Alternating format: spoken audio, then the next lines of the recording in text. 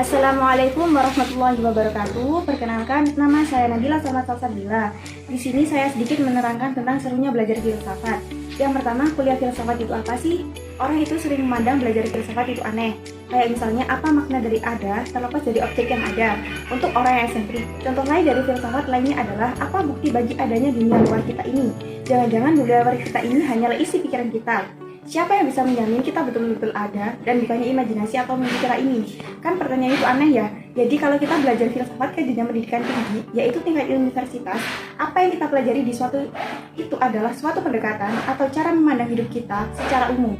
Kita itu diajar untuk terus bertanya tentang segala macam hal yang kita andaikan, yang kita anggap dengan sendirinya kita harus terima. Kenapa belajar filsafat itu menarik?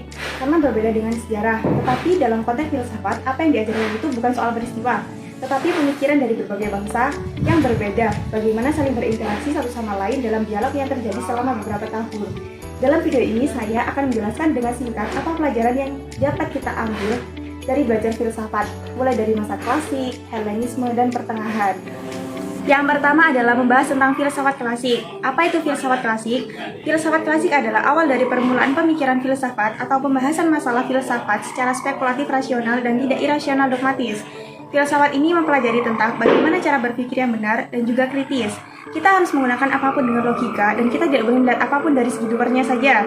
Filsafat juga membantu kita memahami bahwa sesuatu itu tidak selalu tampak seperti adanya. Filsafat juga mengembangkan kemampuan kita dalam menalar secara jelas, membedakan argumen yang baik dan yang buruk, menyampaikan pendapat secara lisan dan tertulis, dan melihat dan mempertimbangkan pendapat dan pandangan yang berbeda. Di sini ada seorang filsuf yang mengawali sejarah filsafat barat pada abad ke-6 sebelum Masehi yang bernama Thales, dengan julukan Bapak Filsafat. Kita juga mempunyai filsuf dari Yunani yang mempunyai figur paling penting bernama Socrates. Socrates dikenal juga sebagai Bapak Filsafat karena ajarannya yang paling terkenal adalah tentang dunia bayang-bayang.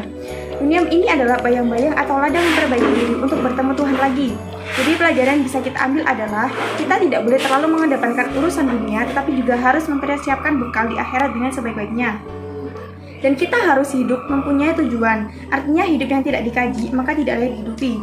Yang kedua adalah zaman idealisme Plato, yaitu in process of becoming, yang berarti berproses untuk menjadi lebih baik atau kenalilah dirimu terlebih dahulu. Untuk apa tujuan diciptakan dan apa pelajaran yang bisa kita ambil adalah kita harus mempunyai tujuan dan jangan berpedoman bahwa hidup mengalir seperti air. Karena itu sama saja dengan orang yang tidak mempunyai pendirian, dan seperti di Al-Quran dijelaskan bahwa kita mempunyai dua tujuan hidup.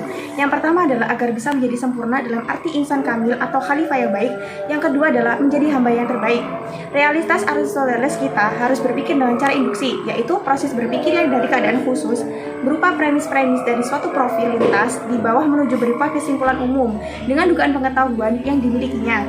Realitas Aristoteles mempunyai pengetahuan aporistheon, yaitu sebuah kebenaran tidak akan dipercaya, tidak dibuktikan terlebih dahulu. Artinya semua kebenaran itu benar dan kita tidak boleh mendengar dari cerita satu orang. Pelajaran yang bisa kita ambil adalah kebahagiaan kita bisa capai ketika kita menjadi manusia yang sosialis. Semakin banyak pengetahuan, maka akan semakin bahagia. Jadi ketika kita bahagia, kita juga bisa sekaligus membahagiakan. Inti dari ini adalah makhluk memberi kemanfaatan dan kebaikan untuk kebahagiaan bersama. Yang kedua adalah kita harus membahas tentang apa pelajaran yang bisa kita ambil dari Helenisme dan abad pertengahan. Masa di mana terjadinya berkat tangan Sultan Iskandar adalah yang dilakukan oleh Iskandar adalah memperkenalkan budaya Yunani dan mengajarkan filsafat pada saat itu.